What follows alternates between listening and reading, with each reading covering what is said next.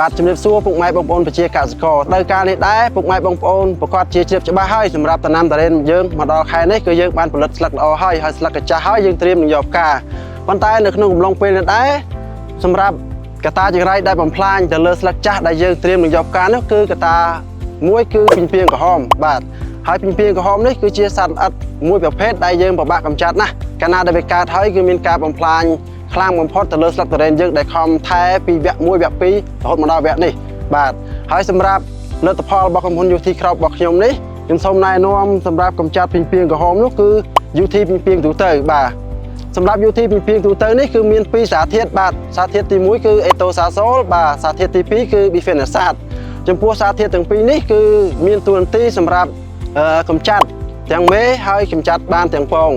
ហើយសម្រាប់ការកម្ចាត់របស់វានេះគឺយើងអាចការពារបានរយៈពេលបានយូររហូតដល់ទៅជា10ថ្ងៃ15ថ្ងៃបើសិនជាយើងបាញ់បានសពល្អយើងអាចការពាររហូតដល់បានដល់20ថ្ងៃជាងបាទហើយសម្រាប់លទ្ធផលនេះគឺងាយស្រួលប្រើបំផុតគឺយើងអាចលាយជាមួយនឹងថ្នាំផ្សេងបានបាទហើយជាពិសេសនោះបើសិនជាបងប្អូនប្រជាកសិករអាចប្រើលាយជាមួយនឹងប្រេងជំរាបបន្ថែមទៀតកាន់តែល្អមែនទែនសម្រាប់ការប្រើប្រាស់វិញគឺមួយដបនេះយើងអាចលាយបានទឹកចំនួន500លីត្របាទហើយយើងអាចលាយជាមួយនឹងប្រេងជំរាបបានហើយសម្រាប់បច្ចេកទេសក្នុងការបាញ់វិញគឺយើងបាញ់ឲ្យជោគផ្ទៃស្លឹកឲ្យបានជោគបាទសពល្អបាទសម្រាប់បងប្អូនដែលប្រើប្រាស់ថ្នាំនេះគឺយើងមុននឹងបាញ់យើងអាចបាទពាក់ម៉ាស់ពាក់ស្រោមដៃឲ្យបានត្រឹមត្រូវបាទដើម្បីឲ្យបានដឹងកាន់តែច្បាស់អំពីប្រសិទ្ធភាពរបស់ពីងពីងទូទៅខ្ញុំសូមណែនាំបងប្អូនប្រជាកសិករមកជួបលោកពូដែលជាម្ចាស់ចំការតារ៉េនផ្ទាល់ដែរបាទដែលគាត់បានប្រើប្រាស់ UT ពីងពីងទូទៅក្រោយពីខ្ញុំប្រើពីងពីងទូទៅនេះមកគឺឃើញថាគុណភាពផងវាគឺទ្វេគុណពេលដែលពីងពីងដែលវាមកស៊ីហើយគឺខ្ញុំបាញ់2ដងគឺខ្ញុំបាញ់ថ្ងៃទី1រួចទៅ4ថ្ងៃក្រោយគឺខ្ញុំបាញ់ម្ដងទៀតដើម្បីឲ្យអស់ហ្មងបាទពូពីព្រោះថ្នាំនេះវាសម្លាប់បាន90%អ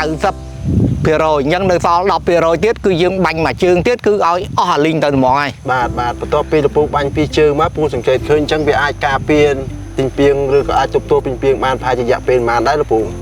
ចាប់ពី20ទៅ25ថ្ងៃបាទពីព្រោះគុណភាពផងថ្នាំផងហ្នឹងវារយៈពេលប៉ុណ្ណឹងគឺវាគ្រប់គ្រងបាន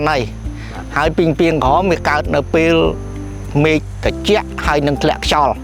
អញ្ចឹងគឺកសិករទូទៅត្រូវចាំឲ្យច្បាស់ថាមេឃត្រជាក់ហើយនឹងធ្លាក់ខ្យល់មកដាច់ខាតត្រូវតែមានពីងពីងក្រហមចុះមកជាដរាបហើយពីងពីងក្រហមយើងសនុកមើលទេយើងចាប់តែលាត់មើលតែលឹកវាទៅយើងដឹងហើយឲ្យតែអស់អាទឹកមាសនៅខាងខ្នងនេះគឺពីងពីងហើយអញ្ចឹងបើវានៅទឹកមាសទាំងអស់អញ្ចឹងគឺអត់មានទេមិនបាច់ចាំមើលអីទេបាទ